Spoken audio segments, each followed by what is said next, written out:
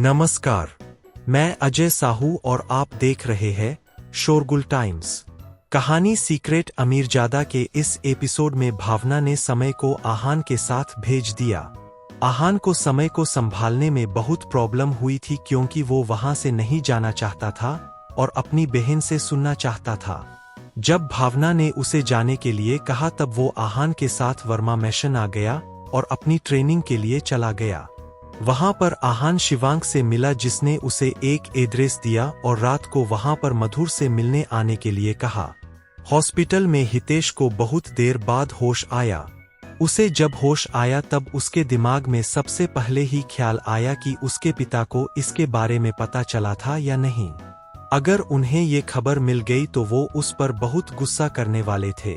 फिर जब उसने अपनी छाती पर घाव देखा तब उसे आहान याद आया। उसकी आंखों में आहान के लिए गुस्सा नजर आ रहा था। वो इतने दर्द में सिर्फ आहान की वजह से था। वो आहान से बदला लेना चाहता था पर जैसे ही उसने उसके मार्शल आर्ट्स के बारे में सोचा वो मायूस हो गया क्योंकि वो उसका मुकाबला नहीं कर सकता था। बहुत सोचने के बाद वो बैठ गया। सिर्फ उसकी छाती के एक साइड पर घाव था इसलिए उसे बाकी किसी बॉडी पार्ट में कोई दिक्कत नहीं थी। उसने प्रथम को कॉल किया। कॉल कनेक्ट होते ही प्रथम ने कहा, क्या बात है हितेश सर, आजकल आप मुझे बहुत फ्रिक्वेंटली कॉल करते हो। कहीं मैं आपको ज्यादा ही पसंद तो नहीं आ गया हूँ, या फिर आपको फिर से किसी के बारे में पता करवाना है और आपको मेरे रेट्स बहुत अच्छे लगे। प्रथम ने कहा, हितेश सर, इतना सब कुछ हो जाने के बाद भी आप आहान से बदला लेना चाहते हो। मैंने आपसे कहा था कि उससे बदला लेना आसान नहीं है।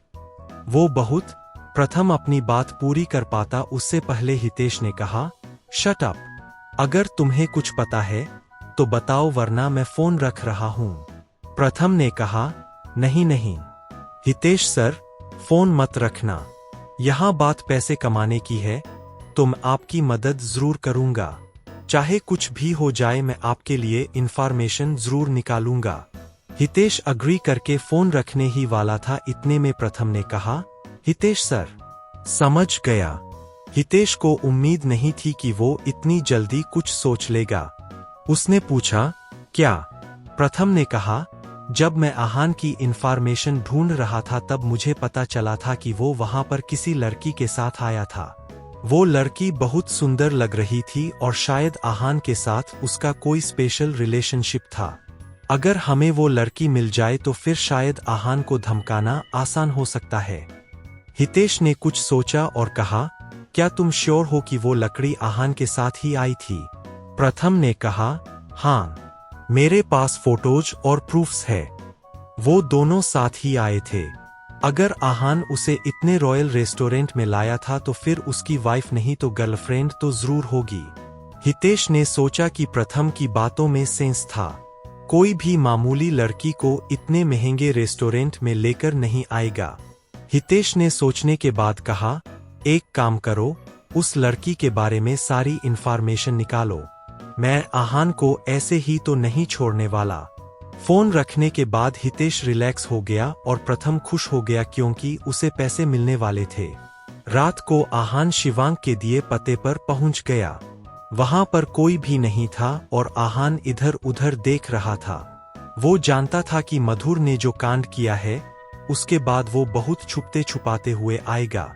अगर वर्मा फैमिली को पता चल गया तो वो उसे जान से मार देंगे। आहान एक रूम में बैठा था। कुछ देर बाद मधुर भी वहां पर आ गया। उसने टोपी और चश्मा पहने हुए थे ताकि कोई उसे पहचान ना सके। जब उसने देखा कि आहान अकेले बैठा है तब वो भी उसके सामने आकर बैठ गया। आते ही मधुर ने कहा, तुम अकेले हो ना? आहान इस वक्त ड्रिंक कर रहा था। उसने मधुर को देखा और कहा, तुम्हारी हालत कैसी हो गई है? वर्मा फैमिली से डर लग रहा है। अब ये बात सुनकर मधुर का मुंह बन गया। वो आहान के सामने बैठा और एक बार में पूरी बियर की बोतल गटक गया। आहान ने कहा, तुमने शिवांग को बोला कि तुम मुझसे मिलना चाहते हो? कहीं ऐसा तो नहीं कि वर्मा फैमिली से गोल्ड कॉइन चुराने में तुम मेरी मदद चाहते हो? अगर ऐसा है तो मैं तुम्हें बता दूं कि मैं तुम्हारी कोई मदद नहीं कर सकता हूं। तुम जानते हो कि उनके पास एक ग्रैंड मास्टर है जो बहुत पावरफुल है। मधुर ने कहा, हाँ हाँ पता है। मैंने आपसे चोरी करने में मदद मांगी भी नहीं है। मुझे बस आपसे एक फेवर चाहिए। मधुर ने कहा, प्रभात वर्मा को यहां से दूर लेकर जाना है। अगर वो वर्मा फैमिली के साथ नहीं रहे तो फिर ये काम करना आसान हो जाएगा। आहान ने सुनते ही मना कर दिया। उसने कहा, इम्पॉसिबल। प्रभात मुझे अच्छे से जानते हैं। कोई पागल भी समझ जाएगा कि ये तुम्हारा प्लान है, और वो लोग जानते हैं कि मैं तुम्हारे साथ हूं, इसलिए वो मुझे भी नहीं छोड़ेंगे। मैं कुछ करूंगा उससे पहले प्रभात ही मेरा काम तमाम कर देंगे। मधुर ने इस पॉसिबिलिटी के बारे में कभी सोचा नहीं था, इसलिए वो बहुत उदास हो गया। उसने कहा, फिर तो ये काम करना बहुत मुश्किल होने वाला है। वो बहुत डिसअपॉइंटेड था, पर साथ में ये भी जानता था कि आहान अपनी जान खतरे में डालकर उसकी मदद नहीं करने वाला था। अचानक से दरवाजे पर दस्तक हुई। मधुर को लगा कि आहान ने उसे धोखा दिया था और वहां पर कोई आ गया था, पर आहान को इसके बारे में कुछ नहीं पता था, इसलिए वो खुद हैरान था। दोनों ने दरवाजे की तरफ देखा, तब एक लड़की काले रोब में उनके पास आ रही थी। वो लकड़ी कोई और नहीं बल्कि मीनू थी। वो चुपचाप आकर उन दोनों के साथ बैठ गई और एक एक सिप करके बियर पीने लगी। उसने उन दोनों लकड़ों की तरफ देखा और कहा, hello handsome boys, how are you both. उसे देखकर आहान को बिल्कुल अच्छा नहीं लग रहा था। वो मीनू से नफरत करता था और किसी भी तरह उससे बदला लेना चाहता था। कुछ खास खुश नहीं था। उसे तो उन लोगों ने पहले ही मधुर भी धमकी दे रखी थी। उसने उन दोनों की तरफ देखा और कहा, बियर के लिए थैंक यू। आहान ने मीनू से पूछा, तुम यहाँ क्यों आई हो? मीनू ने कहा, परेशान मत हो, मैं यहाँ तुमसे लड़ने नहीं आई हूँ। लमीनू ने ये बात कह दी थी, पर आहान को इस बात पर बिल्कुल भरोसा नहीं था। जब से वो रूम में आई थी तब से आहान बहुत अलर्ट था। इसका एक कारण ये भी था कि जब से वो आई थी मधुर के हाव भाव बिल्कुल बदल गए थे। ऐसा लग रहा था जैसे वो उसे अवॉइड कर रहा था। ये देखकर आहान ने कहा, तुम दोनों एक दूसरे को पहले से जानते हो और एक ही टीम में हो गए हो। मीनू ने तुरंत कहा, एक ही टीम से आपका क्या मतलब है? हमने तो बस मधुर से एक काम में मदद मांगी और अब आपसे मदद मांगने आई हूँ। आहान मीनू को तीखी नजरों से देख रहा था। ये देखकर मीनू ने कहा, आहान, आप इतना सीरियस क्यों हो रहे हैं? इसके बाद उसने अपना हाथ अपनी चिन पर रखा और आहान की तरफ झुक गई। उसने कहा, वैसे मैं भी इतनी बुरी नहीं हूँ। अच्छी ही दिखती। आहान ने कहा, तुम कैसी दिखती हो इससे मुझे कोई फर्क नहीं पड़ता है।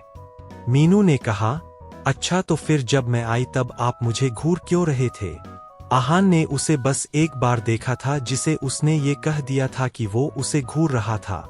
ये सोचकर ही आहान का मुंह बन गया और उसने सोचा कि अगर उसने सफाई देने की कोशिश की तो वो नहीं मानेगी, इसलिए वो चुप ही रहा। आहान को अनइंटरेस्टेड देखकर मीनू भी चुप हो गई और उसने कुछ नहीं कहा। वो चेयर का सहारा लेकर बैठ गई और उसने कहा, आहान, मैं आपके साथ काम करना चाहती हूँ। मुझे वो गोल्ड कॉइन चाहिए, भले ही इसके लिए वर्मा फैमिली को ऑफेंड करना पड़े। अगर आप मेरी मदद करोगे तो मैं सी लायन टावर से आपके शेयर की भी बात करूंगी।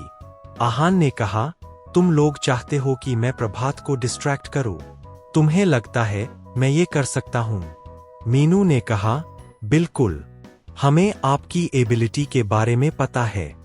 ये करना आपके लिए ज्यादा मुश्किल नहीं है। आहान ने मधुर की तरफ देखा पर उसने कुछ नहीं कहा। इसके बाद उसने मीनू को देखा और रूखी आवाज में कहा, अगर मैं ऐसा करने से मना कर दूं तो तुम क्या करोगी? मुझसे फाइट करोगी? मीनू ने मासूम चेहरा बनाया और कहा, आहान, मैं जानती हूं कि आप स्ट्रांग हो, पर ऐसे किसी लड़की को डराना अच्छी बात नहीं है। आहान जानता था कि वो बस नाटक कर रही है। वो उन लोगों के साथ टाइम वेस्ट नहीं करना चाहता था, इसलिए उठकर वहां से जाने लगा। पर तभी मीनू ने टांग अड़ाई और उसे रोक लिया। उसने कहा, अगर तुमने मेरी बात नहीं मानी तो मुझे मजबूरन तुमसे लड़ना पड़ेगा। आहान रुका और उसने मीनू का असली चेहरा देखा। वो मीनू से पहले भी लड़ चुका था और उसकी स्ट्रेंथ से वाकिफ था। वो जानता था कि वो उसे हरा सकता है, पर सबसे बड़ी प्रॉब्लम ये थी कि वो जहरीली सुई का इस्तेमाल करती थी। आहान पर पाइजन का ज्यादा असर नहीं होने वाला था, पर कुछ तो असर होता ही होता। आहान ने मधुर से कहा, अगर हम मिलकर लड़े तो ये लड़की हमारा कुछ नहीं बिगाड़ सकती है। मुझे नहीं लगता कि तुम इनके लिए काम करना चाहते हो। मधुर ने कहा, आहान भाई, मैं आपके साथ काम करना चाहता हूं, पर इस लकड़ी ने मुझे फंसा दिया है। अब मेरे पास कोई और ऑप्शन नहीं है। मीनू ने कहा, अब 2 वर्सेस 1 हो गया है। अच्छा यही होगा कि तुम सरेंडर कर दो। आहान के चेहरे पर बहुत गुस्सा था, पर उसने कुछ नहीं कहा। मीनू ने कहा, आज तुम यहां से नहीं जा पाओगे। इतना कहने के बाद उसने आहान की तरफ एक सुई फेंकी, पर आहान ने तुरंत डॉज कर लिया। वो अब मीनू के मूव्स तो समझता था, इसलिए वो लड़ने के लिए भी तैयार था। दोनों के बीच में फाइट शुरू हो गई। आहान शुरू से ही एडवांटेज में था, इसलिए मीनू को गुस्सा आ गया और उसने मधुर ने कहा, वहां खड़े खड़े मेरी शक्ल क्या देख रहे हो?